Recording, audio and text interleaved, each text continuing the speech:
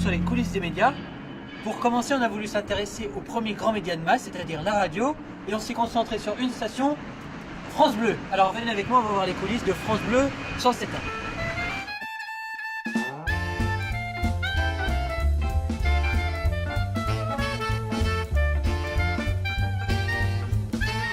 Notre première interview, ça va être le directeur de la radio. Il s'appelle Antoine de Galzin. Suivez-moi, on va dans son bureau. Bonjour Monsieur de Galzin, Bonjour. Merci de nous recevoir ici. La question qu'on se posait, c'était quel était l'historique de France Bleu 107.1 ? Alors France Bleu 107.1 est l'héritière de radios qui existaient déjà, qui avaient du mal à trouver leur place, leur marché, si on peut le dire comme ça.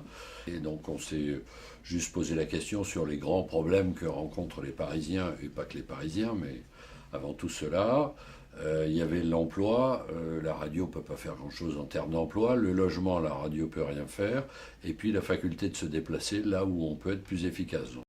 Là tout de suite, on va aller voir l'émission qui s'appelle Les Experts. C'est présenté par Billy, c'est de 10h à 12h. Allez, rentre avec moi, c'est maintenant. Aujourd'hui à Dallas, des cérémonies assez particulières et importantes, 50 ans.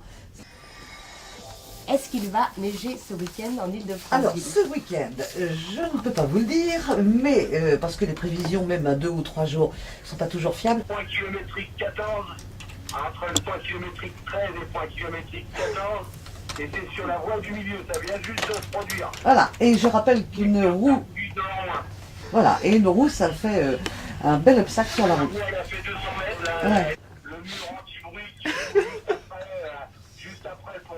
Eh bien, c'est bien noté. Merci pour toutes ces précisions. On fait la route ensemble. À bientôt, Philippe. Ciao. C'est énorme. Ça va être le pointu. On cuisine ensemble avec Billy et Michel Tanguy. Et on va très très loin ce matin pour apprécier un produit de la cuisine québécoise. Pas été heureuse devant une caméra. C'est vrai ? Pas naturel ? Ah non, pas ça, oui, mais ça me fait pas peur. Je trouve ça magnifique. Et là, déjà la lumière, j'ai mal aux yeux.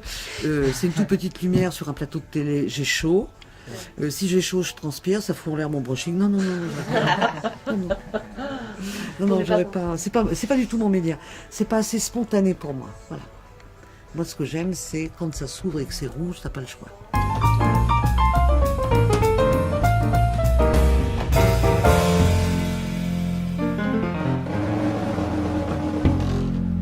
Est-ce que tu veux savoir comment on fait une grille de programme? Vas-y. Bah, qu'est-ce qui est drôle? C'est le mot gris des programmes, ça me fait rire. Alors, tu vas aller en parler avec Jean-Luc Vibé, notre responsable. Tu vas voir, il va tout expliquer. Génial. On y va ? Allez. Tu vas tout seul. J'y vais avec lui. On y va?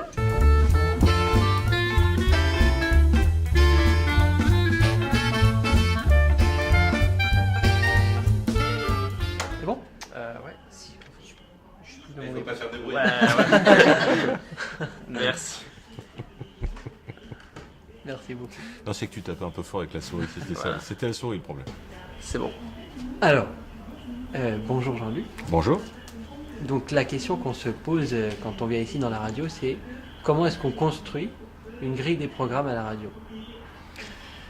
C'est en même temps super simple et en même temps un peu compliqué. Il faut d'abord être sûr de savoir à qui on s'adresse, de bien connaître son public et de connaître exactement les attentes de ce public, de bien, j'allais dire, les nommer, les quantifier et de savoir quel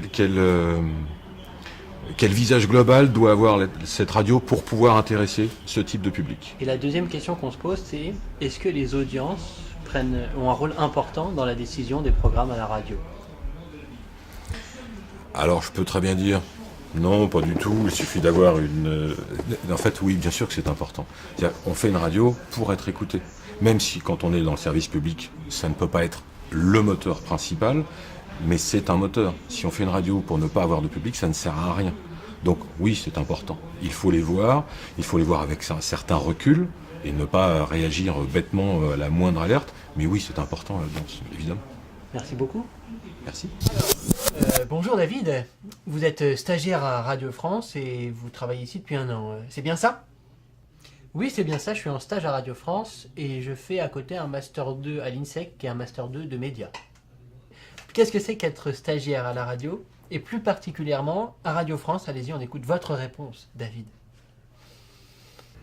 Alors, en fait, je suis stagiaire depuis 1 an à Radio France au service communication, donc à France Bleu 107.1, et je m'occupe en grande partie, on va dire, de tout ce qui est partenariat, c'est-à-dire faire en sorte que la radio ait le plus de visibilité possible en s'associant à des événements, alors que ce soit des foires, des salons, des concerts, le maximum d'événements possibles, en apposant le logo de la radio sur tous les événements, et en contrepartie, la radio offre une visibilité à l'antenne, pourquoi pas de la publicité. Le but, c'est de faire des actions de communication intelligentes, sans dépenser d'argent, et qui touchent le maximum de gens. Merci beaucoup, David, de votre interview.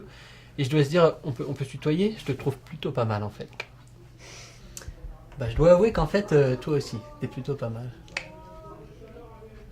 C'était notre première émission sur les coulisses des médias. On était en direct de France Bleu 107.1. On se retrouve bientôt pour d'autres aventures. Allez, à bientôt.